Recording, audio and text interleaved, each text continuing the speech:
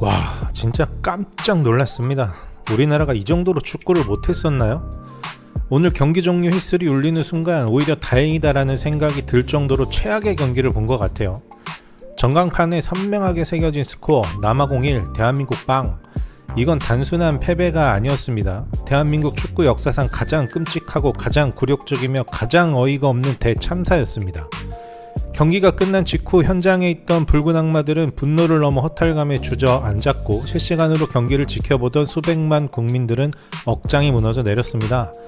하지만 더 발칵 뒤집힌 곳은 따로 있는데요. 바로 전세계 축구 매체들과 외신 기자석이었습니다. 그들은 경기 내내 자신의 눈을 의심하며 경악을 금치 못했습니다. 영국의 공영방송 BBC 스포츠는 이 경기에 대해 이렇게 말했습니다. 손흥민이 없는 한국의 선발 라인업은 낯설다. 손흥민 없는 한국팀을 보는 것엔 어딘가 이상한 기분이 든다. 그는 월드컵 12경기 연속 선발 출전 중이었으며 한국이 월드컵 선발 명단에서 그를 제외한 것은 2014년 이후 처음이다. 가디언지도 한마디 했습니다. 대한민국은 점유율만 높았지 날카로움과 영감이 없다고 말이죠.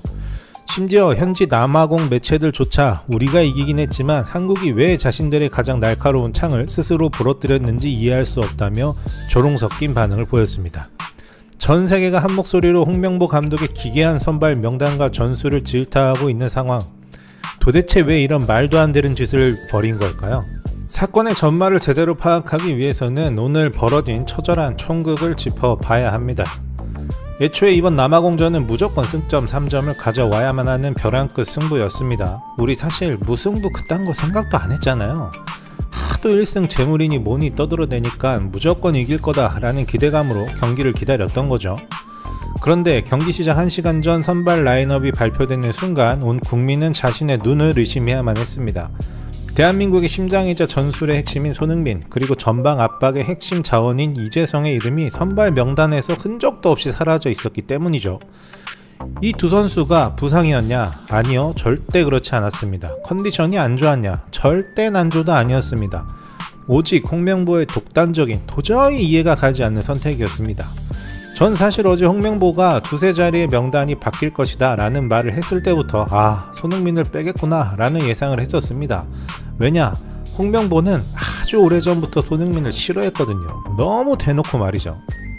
경기가 시작되자 그라운드는 지옥으로 변했습니다. 홍명보가 들고 나온 소위 수비적인 전술이라는 것은 진짜 이건 전술이라는 단어한테 미안할 정도로 민망한 수준의 난장판이었습니다. 아니 솔직히 말해서 요즘 조기축구도 이거보단 전술이 있어 보입니다. 일단 무조건 뒤로 물러서서 상대의 공격을 막아내겠다는 일차원적인 생각, 그리고 상대를 분석하고 공략하는 치밀함이라고는 눈을 씻고 찾아봐도 없었습니다. 차라리 수비라도 잘했으면 말을 덜 하겠는데 오늘은 수비도 엉망진창이었죠. 하지만 선수들을 탓하고 싶지는 않습니다. 쉴 새 없이 몰아치는 남아공의 파상 공세를 오직 개개인의 능력으로 막아내야 한다는 것이 결코 쉬운 일은 아니니까요. 전술의 부재를 선수들의 뼈 깎는 현신으로 덮어버리는 것도 정도껏 해야지 이건 진짜 명확히 한계가 있다는 겁니다. 더 끔찍한 반전은 그 다음인데요. 수비수들이 공을 빼앗아도 전방으로 어떻게 공을 전개할 것인지에 대한 시나리오가 정말 단 하나도, 진짜 단 한 개도 존재하지 않았습니다. 짜임새 있는 빌드업 패턴, 유기적인 스위칭 플레이, 그런 건 홍명보의 머릿속에 없습니다. 이강인과 황인범 같은 미드필더들이 중원에서 공을 잡으면 주변에 도와주는 선수가 없어 고립되기 일쑤였습니다. 결국 그들이 선택할 수 있는 유일한 방법은 무작정 전방으로 길게 공을 차놓고 제발 누군가 잡아줘라고 기도하는 뻥축구, 혹은 개인기로 탈압박을 해서 선수가 스스로 알아서 풀어나가야 하는 해조 축구뿐이었습니다. 그 시간 벤치에 앉아있던 손흥민 선수의 표정을 여러분은 보셨습니까? 차갑게 식어버린 표정, 꽉 깨문 입술, 그리고 허망한 눈빛으로 그라운드를 응시하는 그의 모습은 이미 무너져 내린 한국 축구의 처참한 수준을 지켜볼 수밖에 없는 캡틴의 절망이었습니다. 결국 후반 시작과 동시에 손흥민을 투입하고 그동안 철저하게 무시했던 옌스까지 투입해 자신의 어이없는 짓거리를 덮어보려고 했지만 덮어버리는 것도 미천이 있어야 덮이는 거죠. 홍명보의 근본도 없고 미천도 없는 기행은 결국 후반 18분 터진 남아공의 어이없는 골로 인해 가장 비참하고 처참한 결말을 맞이하고 말았습니다. 에이스의 날개를 꺾어버린 대가는 너무나도 가혹했던 거죠. 자, 그렇다면 여기서 소름돋는 의문이 생깁니다. 도대체 왜, 무슨 이유로 국가대표팀 감독이라는 사람이 월드컵이라는 일생일대 무대에서 팀의 최고 에이스 2명을 선발에서 제외하는 미친 짓을 저질렀을까요? 경기가 끝난 지금 축구계 내부에서 터져 나오는 증언들을 종합해보면 이건 단순한 전술적 오판이 아닌 듯합니다. 너무나도 이기적이고 추악한 홍명보의 명장병이 만들어낸 자멸이라고 생각합니다. 제가 3가지 정도로 그 이유를 정리해볼게요. 첫째, 홍명보를 지배하고 있는 완벽한 전술가라는 지독한 자기 체면입니다. 축구 기자들과 과거 울산현대 시절 홍명보와 함께했던 선수들의 공통된 증언을 들어보면 입이 떡 벌어집니다. 그들은 하나같이 입을 모아 말해요. 홍명보는 자신의 전술이 완벽한 수준이며 단지 한국 선수들의 이해도와 구현 능력이 떨어져서 제대로 그림이 나오지 않고 있다고 진심으로 믿고 있다는 겁니다. 진심으로.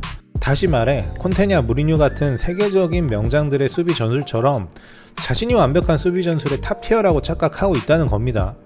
이번 월드컵 내내 보여준 그의 무능한 축구는 상대를 분석한 결과가 아니라 내 전술은 완벽하다, 잘 봐라, 그걸 내가 증명해내겠다는 헛된 오만의 결과물이었습니다. 명장이라 불리는 그 어떤 감독도 자기 전술을 수정하지 않는 감독은 없습니다. 왜냐하면 상대팀이 우리 팀의 경기를 분석해서 영리한 전술을 들고 나올 때가 많기 때문이죠. 그래서 자신이 예상했던 대로 되지 않을 때를 대비해서 플랜 B, 플랜 C와 같은 여러가지 전술 시나리오를 만들어 두는 겁니다. 그런데 홍명보는 이런 게 있나요? 홍명보가 국가대표팀 감독을 맡고 난 뒤 지금까지 보여준 모든 경기에서 단 한 번도 홍명보의 전술이 뭔지 제대로 보였던 적이 없는 것 같습니다. 둘째, 손흥민의 영향력에 대한 뿌리 깊은 열등감과 거부감. 이건 제가 그동안 홍명보와 손흥민의 여러 영상들, 그리고 홍명보가 언론에 인터뷰한 내용들을 종합해서 본 것을 기준으로 정리한 생각인데요. 월드컵이 시작되기 한참 전부터 홍명보가 언론을 향해 던졌던 망언들을 기억하시나요?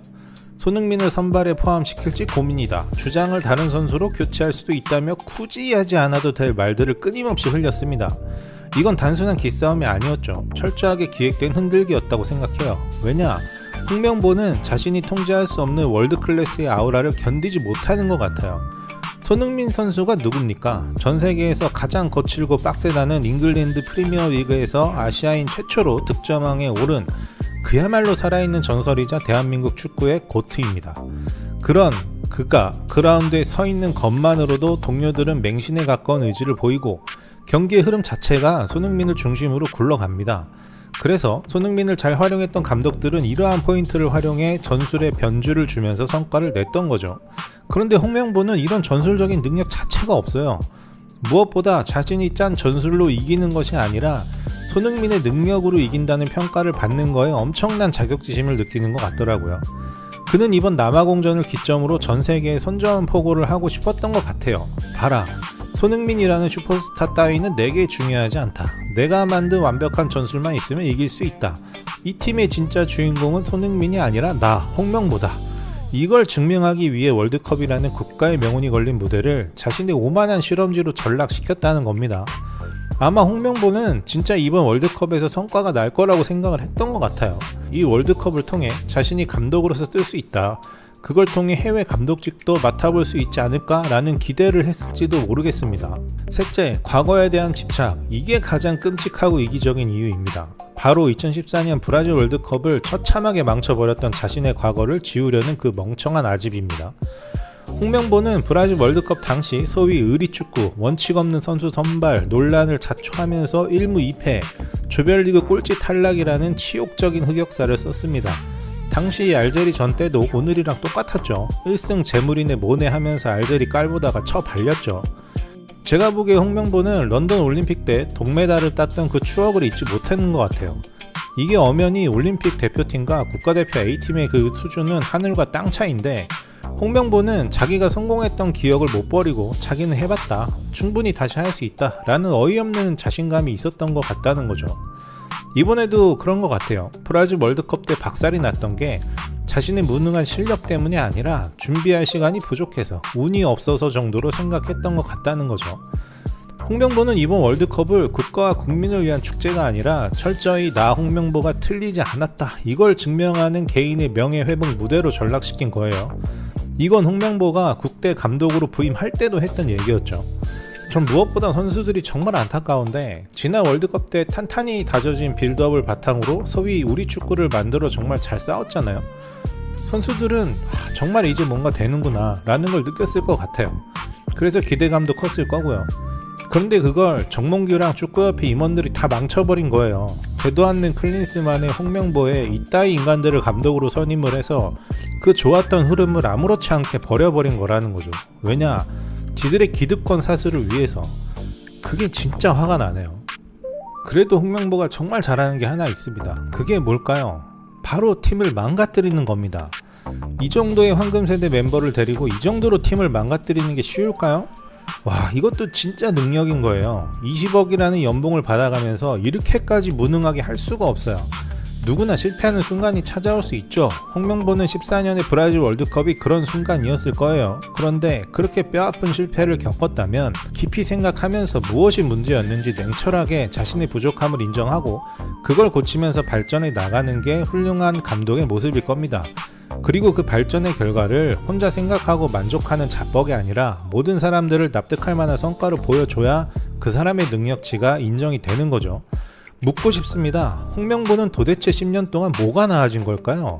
2014년 브라질 월드컵에서 전술의 기본도 보여주지 못하고 대한민국 축구를 나락으로 떨어뜨렸던 그가 어떻게 또다시 국가대표팀 지휘봉을 잡고 그때보다 훨씬 더 끔찍한 참사를 만들어낼 수 있단 말입니까? 치밀한 빌드업 체계도 유기적인 공간 창출도 정말 아무것도 없었죠. 오직 수비진의 피지컬과 공격진의 개인기에만 목숨을 거는 해조 축구, 이것도 안 먹히면 뻥축구, 이 빛나는 황금세대를 철저하게 망가뜨렸습니다. 과거의 실패를 경험했음에도 단 한 걸음도 발전하지 못한 채 또다시 재앙을 반복한 거라는 거예요. 저는 홍명보의 기가 막힌 뻔뻔한 태도 그리고 자신의 능력 이상으로 가져가는 막대한 연봉이 여전히 이해가 안 됩니다. 참고로 이 20억이라는 연봉이 얼마나 큰 돈이냐면요, 지금 스페인 국가대표팀 감독보다도 높은 연봉이에요. 심지어 멀리 갈 것도 없이 유럽이든 아프리카든 남미든 어느 나라랑 맞붙어도 다 씹어먹고 있는 일본 국가대표팀 감독보다도 연봉이 높아요. 이게 말이 되나요? 전문가들과 축구팬들은 경악하며 되묻고 있습니다. 세상에 어느 누가 연봉 20억 원의 특급 대우를 받으면서 그걸 봉사라고 하냐고요. 정작 그 20억짜리 감독이 그라운드 위에서 내놓은 결과물은 답답한 뻥축구와 에이스를 벤치에 처박아두는 총극뿐이었습니다. 아무런 전술적 역량도 입증하지 못한 채 막대한 국민의 혈세만 축내고 이 귀중한 황금세대의 전성기를 자신의 얄팍한 명장병 실험 무대로 낭비해버린 부조리, 이것이 바로 대한민국 축구 팬들이 결코 묵과해서는 안 될 가장 치명적이고 분노해야 할 사안이라는 거죠. 이제 모든 진실이 만천하에 드러났다고 봅니다. 우리는 더 이상 월드컵 16강 진출을 위한 경우의 수 따위는 계산하지 않는 게 좋다고 봐요. 그냥 솔직히 말해서 더 이상 이따위로 굴러가는 월드컵은 보기도 싫습니다. 지겹지도 않나요? 매번 월드컵 할 때마다 그놈의 경우의 수 따지는 게. 애초에 많은 축구팬들이 차라리 3전 전패를 당하기를 바랐던 이유가 뭐겠습니까? 그 처참한 몰락을 기점으로 대한축구협회라는 거대하고 썩어빠진 카르텔이 완벽하게 붕괴되기를 원했기 때문입니다. 우리는 지금부터 가만히 있어서는 안 됩니다. 홍명보의 비상식적인 선임 과정부터 정몽규가 저질렀던 독재 행각, 그리고 그 밑에서 안일한 행정 처리로 대한민국 축구를 좀먹고 있던 무능한 임원들까지 국민 청원을 넣어서라도 이 초상집 같은 협회의 부정부패를 뿌리부터 뽑아내야 합니다. 그들이 그동안 펑펑 쏟았던 국민들의 혈세와 예산이 어디로 흘러갔는지 철저한 감사를 통해 그 민낯을 낱낱이 파헤쳐야만 한다는 거죠. 무엇보다 저는 우리 선수들에게 간곡히 호소하고 싶습니다. 이제는 제발 용기를 내서 한마디씩 목소리를 좀 내주십시오. 여러분의 말 한마디가 가진 그 영향력으로 축구협회에 미칠 듯한 무능을 있는 그대로 폭로해 주셔야 합니다. 뭐가 두렵습니까? 앞으로 국가대표 유니폼을 입고 뛸 여러분과 수많은 후배들을 위해서라도 썩은 부위를 도려내는 개혁을 선수 여러분이 함께 해 주셔야만 한다고 생각합니다. 그리고 말 나온 김에 꼭 짚고 넘어가야 할 사람이 하나 있는데요. 안정환이죠. 안내형님, 방송 나와서 입 함부로 놀리지 마세요. 유튜버들이나 팬들이 축구를 뭘 안다고 홍명보의 전술을 비판하냐는 식으로 실드를 치셨죠. 당신이 월드컵 영웅이고 축구선수 출신이니까 우리보다 공 차는 법은 더 잘 아시겠죠. 하지만 형님도 홍명보도 뼈저리게 깨달아야 할 사실이 하나 있습니다. 그 잘난 축구 영웅 타이틀 결국 피눈물 흘리며 응원해준 우리 국민들과 대한민국 축구 팬들이 만들어준 거 아닌가요? 팬들이 분노해서 등 돌리면 당신들이 서있고 돈벌이 하고 있는 그 미천들이 단 하루라도 유지가 될 것 같습니까? 2002년 영웅놀이 그걸 베이스로 방송도 나가고 유튜브도 뜨고 하니까 그게 계속 유지될 거라는 오만한 착각 이제 그만 접어두시길 바랍니다.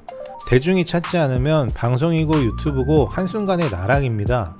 대중의 분노를 무시하고 축구를 모르는데 왜 떠드냐고 선수들이 제일 잘 안다고 까불던 순간부터 당신들의 몰락이 시작된 거예요.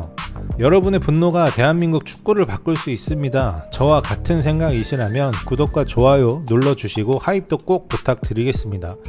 홍명보와 축협 윗대가리들 제발 좀 월드컵 망하고 돌아와서 철저하게 조사받고 처벌받길 원합니다. 감사합니다.